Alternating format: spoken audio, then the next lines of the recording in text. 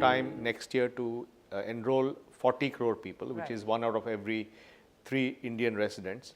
And by the following year, 60 crore people, which is 1 out of every 2 Indian residents. So that's on the enrollment side. Sure. But this is also an open platform for applications. In 2013, can we see Aadhaar-enabled services actually take form in a big way? Well, certainly the cash transfer is an example of that. Sure. What the cash transfer does is, for the first time, you have the ability at one end, say the government wants to send a pension to somebody, and let's say it's 1,000 rupees. At one end, the government says, give 1,000 rupees to this Aadhaar number.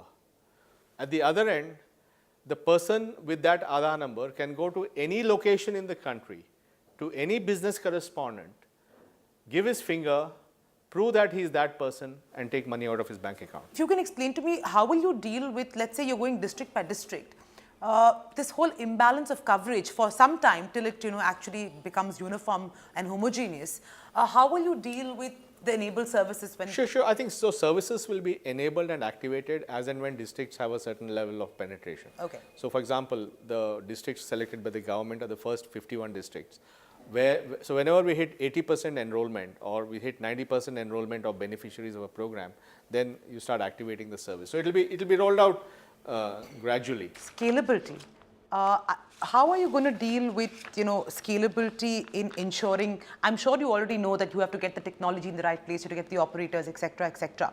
But to achieve scalability, I'm sure you have already thought of a strategy in place. What is that strategy, if you can throw some light? See, there's 2 types of scalability: front end and back end. Sure. Front end scalability is having enough enrollment stations and enough operators to operate those enrollment stations. Right. Typically, one enrollment station can do anywhere from 40 to 50 enrollments per day. And therefore, we have created an ecosystem of enrollment agencies. Over 100,000 people have been certified to operate these machines in the last 2 years. So there's a very wide human capital base to do the operations. And they in turn are hired by the enrolling agencies. On the back end, it's all about computers. Sure. Because finally, at the back end is just very sophisticated data processing and computing. Right. So the back end scalability comes by adding more and more computers. At the front end, scalability comes by adding more and more enrollment stations. But what about quality checks? What about efficiencies? We have a completely data-based system. So we have what's called as big data.